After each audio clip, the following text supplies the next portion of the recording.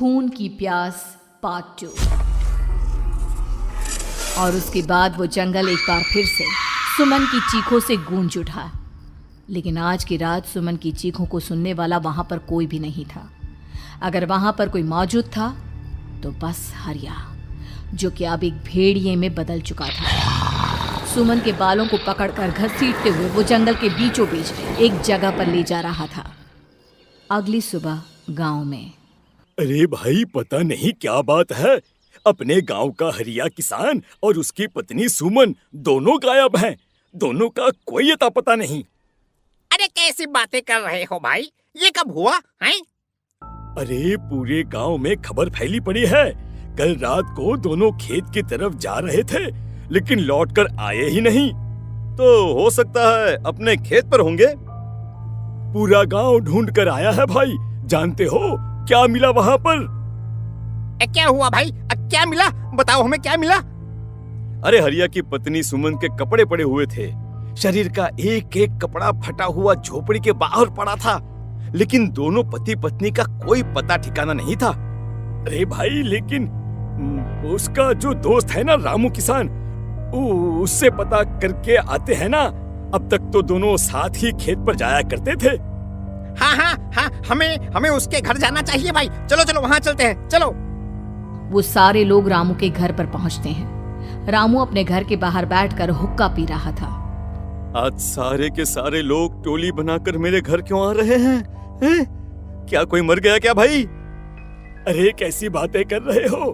तुम्हारा सबसे अच्छा दोस्त हरिया और उसकी पत्नी गायब है और तुम यहाँ बैठकर हुक्का पिए जा रहे हो, हैं?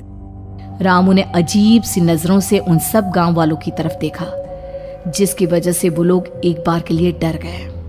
गायब है? अरे गायब नहीं है, मुक्ति मिल गई है। उन दोनों को मुक्ति मिली है। इस दुनिया में आकर हर इंसान पाप करता है और उसे उसके पापों के लिए मुक्ति मिलना बहुत जरूरी है। अरे ये कैसी बहकी बहकी बातें कर रहे हो भाई, हैं? और इसका चेहरा अजीब सा क्यों लग रहा है? लगता है दोस्त के मरने का गम बैठ गया है। पागल हो गया है शायद ये पागल। ये बात सुनते ही रामू चीख कर जोर से चिल्लाते हुए कहता है, पागल मैं नहीं हूँ, पागल तुम सब हो। और ये शैतानी जंगल अब तुम में से किसी को नहीं छोड़ने वाला, सबको खा जाएगा। याद रखना मेरी बात। शैतानी जंगल? कैसा शैतानी जंगल? लगता है रामू पागल हो चुका है। हमें यहाँ से चलना चाहिए भाई। चलो। तभी रामू की पत्नी बाहर आती है। नहीं, आप लोग इनकी बात का बुरा मत मानिए। 2 दिन पहले हरिया के साथ खेत पर गए थे। जब से वहाँ से आए हैं तब से ऐसी ही बातें कर रहे हैं। भगवान जाने ऐसा क्या देख लिया उन्होंने, खेत में कुछ भी बड़बड़ाते रहते हैं। लेकिन गांव के लोगों ने कमला की कोई बात नहीं सुनी और वो सब वहां से चले गए। रात अब धीरे धीरे ढलने लगी थी। तभी अचानक किसी ने धीमी सी आवाज में रामू को पुकारा। रामू, आ जाओ, मैं तुम्हारा इंतजार कर रहा हूँ। और सुनो, अपनी पत्नी को साथ लेकर आना, नहीं तो काम अधूरा रह जाएगा। ये आवाज सुनते ही रामू के चेहरे पर शैतानी मुस्कुराहट आ जाती है। वो धीमे कदमों से अपने घर के अंदर आता है। क्या हुआ? तबीयत ठीक है ना अब आपकी? मैं तुझे अपने साथ खेत पर ले जाने आया हूँ, चल। मैं तुम्हारे साथ कहीं नहीं जाने वाली। मुन्ना गहरी नींद में सो रहा है और उसे अकेला छोड़कर मैं तुम्हारे साथ खेत पर नहीं आ सकती। वैसे भी तुम्हारे उन खेतों में भगवान जाने कौन सा राक्षस घूम रहा है, मुझे तो डर लगता है। रामू गुस्से में दांत पीसता अपनी झोपड़ी से बाहर आ जाता है और कमला गहरी नींद में अपने बच्चे के साथ सो जाती है। तभी अचानक रात को रामू की झोपड़ी के ऊपर एक साया वही गाना गुनगुनाते हुए घूमने लगता है जो हरिया के मोबाइल में बजा करता था। मैं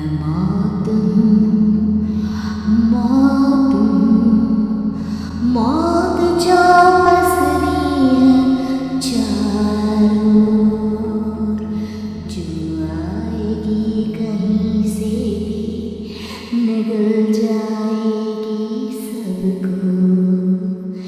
मैं मौत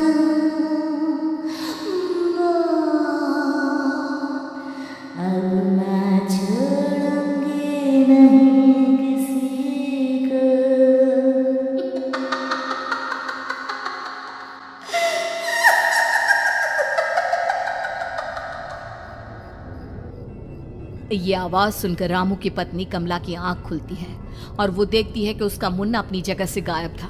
कमला चीखते हुए बाहर दौड़ कर आती है। वहां पर उसने देखा कि रामू ने अपने बच्चे को झोपड़ी के बाहर एक पेड़ से उल्टा लटकाया हुआ था और उसका बच्चा चीख चीख कर रो रहा था। वहीं दूसरी तरफ एक साया बच्चे के ठीक नीचे आग जलाकर उसके चारों तरफ हैवानों की तरफ नाच रहा था। छोड़ दो मेरे बच्चे को। अरे क्या कर रहे हो तुम? शर्म नहीं आती तुम्हें अपने ही बच्चे को इस तरह मौत के हवाले करते हुए? अपना बच्चा? किसने कहा ये मेरा बच्चा है?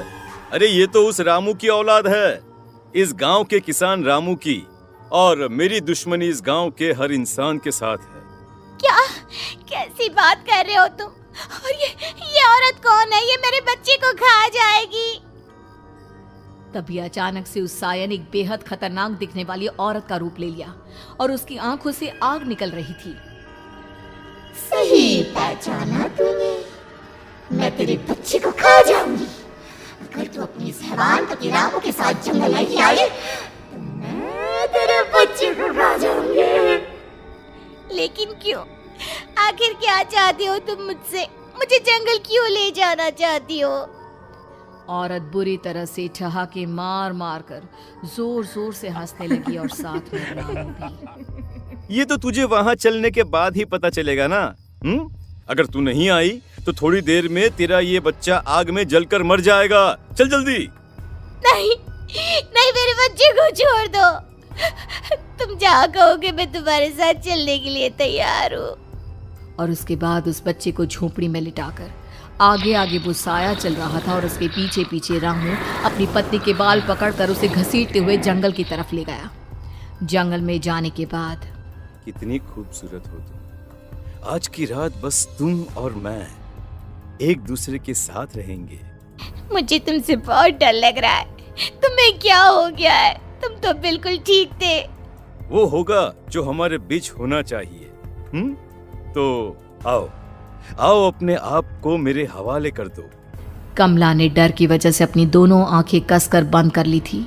रामू ने बुरी तरह से चीख कर कमला से कहा, आंखें खोलो अपनी और मेरी तरफ देखो। कमला ने जैसे ही अपनी आंखें खोली उसने देखा कि रामू एक खतरनाक खूनी हैवान में बदल चुका था। कौन हो तुम? जाने दो मुझे। क्या चाहते हो मुझसे? वही जो एक आदमी एक औरत से चाहता है। मैं तुम्हारा पति रामू नहीं बल्कि इस जंगल का एक भेड़िया हूँ और आज की रात तुम्हारे खून से अपनी प्यास बुझा जाऊं। और उसके बाद वो जंगल कमला की दर्दनाक चीखों से गूंज उठा। अगली सुबह कमला के कपड़े भी जंगल में उसी तरह पाए गए जैसे कि सुमन के पाए गए थे। इस घटना के बाद पूरे गांव में दहशत का माहौल था। अपने माँ बाप की मौत और गांव में हो रहे इस तरह की घटनाओं की खबर सुनकर किशन शहर से गांव लौट आया था। अपने माँ बाप की बेदर्द मौत की वजह से वो बहुत परेशान था। तभी अचानक उसे अपने घर में खाट के नीचे पड़ा हुआ वो मोबाइल फोन मिला जो उसने अपने पापा हरिया को गिफ्ट किया था। अरे कितने प्यार से पापा के लिए मोबाइल फोन लेकर आया था। इसे एक दिन भी काम में नहीं ले पाए। और आखिर कौन है जो गांव में इस तरह की हत्याएं कर रहा है? क्या है इन सब के पीछे? क्या है? मुझे पता करना ही होगा, वरना एक दिन पूरा का पूरा गांव खाली हो जाएगा। इस गांव में एक भी जिंदा इंसान नहीं बचेगा। गांव के लोगों की मदद करने के इरादे से किशन अपने गांव से दूर एक दूसरे गांव में बहुत बड़े तांत्रिक के पास मिलने के लिए गया। तांत्रिक बाबा, अब आप ही कुछ उपाय बता सकते हैं। भगवान जाने हमारे गांव को किसकी नजर लग गई है। नजर नहीं लगी है, किसी ने तुम्हारे गांव को बद्दुआ दी है। किसी सताई हुई आत्मा का प्रकोप है और अब वो पूरे गांव में किसी को नहीं छोड़ेगी जब तक उसकी आत्मा को शांति नहीं मिल जाती। अरे लेकिन ऐसा कौन है बाबा? किसकी आत्मा है और कैसे मिलेगी उसे शांति? मौत है, मौत कहीं से भी आएगी और सबको निगल जाएगी।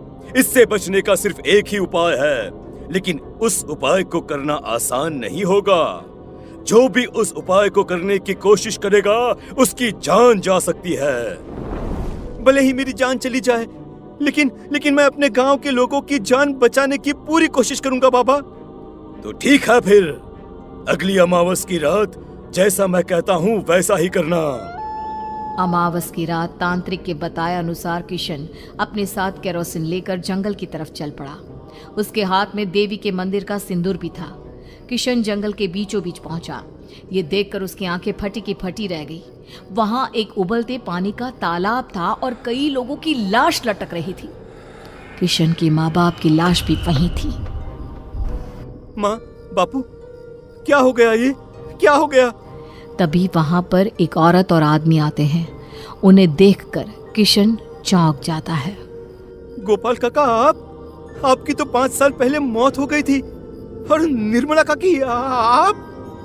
मौत तो हो गई थी, लेकिन तुम ये नहीं जानते कि हमारी मौत कैसे हुई थी। क्या कहना चाहते हैं आप?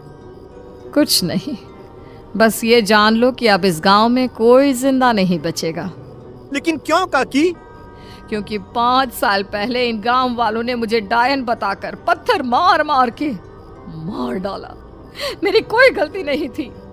गांव का एक बच्चा क्या लापता हुआ, सारा इल्जाम मेरी पत्नी पे डाल दिया। और जब मैंने निर्मला की जान बचाने की कोशिश की तो मुझे भी मार डाला।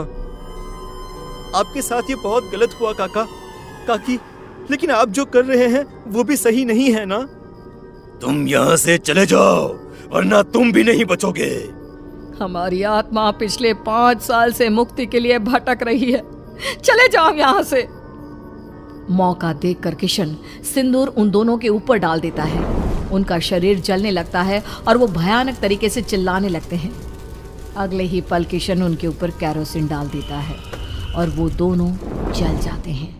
किशन अपने माँ बाप और दूसरी लाशों का अंतिम संस्कार करवाता है और अपने घर लौट आता है। लेकिन वो अभी भी इस बात से अनजान है कि मोबाइल अभी भी बज रहा था। मैं मौत हूँ, मौत